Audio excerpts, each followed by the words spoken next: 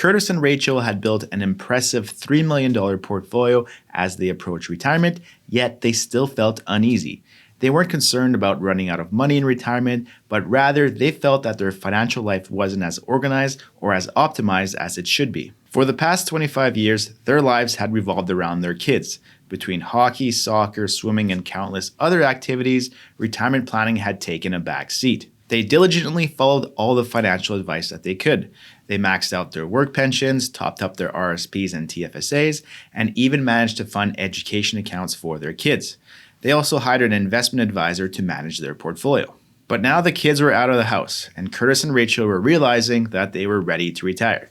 So as mentioned, they weren't concerned that they were going to run out of money in retirement, but wanted to make sure that the work that they put in to build up their savings would be used as effectively as possible in retirement. In working with Curtis and Rachel, we identified several areas that needed attention. The first being their will.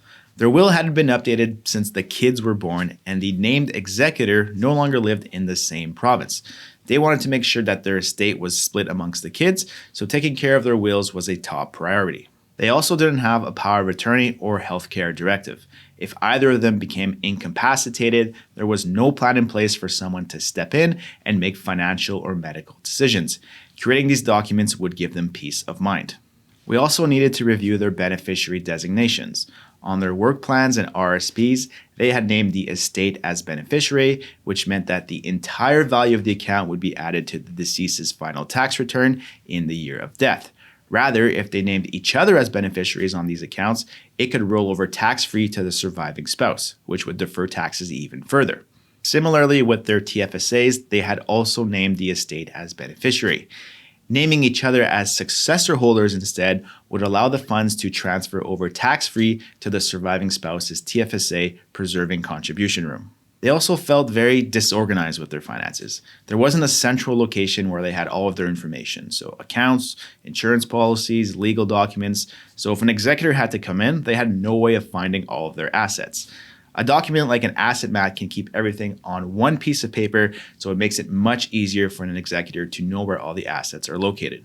These issues weren't just minor conveniences. They had the potential to cause several headaches and financial losses down the road if they weren't addressed. With their foundational issues taken care of, we turned our attention to making the most out of their retirement savings. So we put together a plan for Curtis and Rachel, and as they already knew, they were in no danger of running out of money based on their projected expenses in retirement. But we wanted to show them the difference between just getting by and maximizing their plan for efficiency. So the first thing that we wanted to look at is how we could reduce their tax liability throughout their retirement. They had quite a bit of money saved up in their RSPs and work plans, and if we just allow these accounts to keep growing throughout their retirement, their estate would be hit with a huge tax bill upon death. So our plan was to implement an RSP meltdown, whereby we would withdraw funds today while they're in a lower tax bracket, rather than letting their estate potentially pay taxes at a rate of over 50%. We also reviewed the optimal time to start their CPP and OAS, and it was especially important to get the OAS timing right because we wanted to minimize the effects of a potential clawback. We also wanted to align their portfolio with their withdrawal plan. So by implementing an RSP meltdown, we'd be using those accounts as well as the work plans first in retirement. Since our timeline was much shorter, those accounts would be invested more conservatively. On the other hand, we wouldn't touch the TFSAs for many years, so those accounts could be invested more aggressively. Now, typically, when you're more aggressive, you're going to make more money in the long run. So the benefit of having these investments in the TFSA is all of that growth would be tax-free and would not be taxable upon death. Now that the plan was updated, we could review their current life insurance policies. These policies have been put into place to take care of the final taxes for their estate.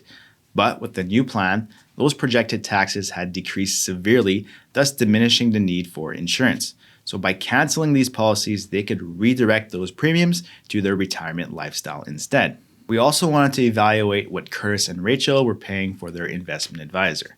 Now, don't get me wrong, they had done a really good job. The portfolio had performed well, but the fee that they were charging was very high for this single service. Paying their advisor for only portfolio management was like paying a contractor and only receiving a foundation. Now, a foundation is essential, but without walls, plumbing, and electricity, you don't have a house. For the exact same fee, Curtis and Rachel could hire a wealth manager instead that also took care of the investment side of things, but also the walls and plumbing of their financial life. After addressing these gaps and implementing an optimized plan, Curtis and Rachel now felt prepared for retirement. They knew that their wealth would not only sustain them, but be there for future generations as well. If you're ready to organize and optimize your life, check us out at transcanadawealth.com.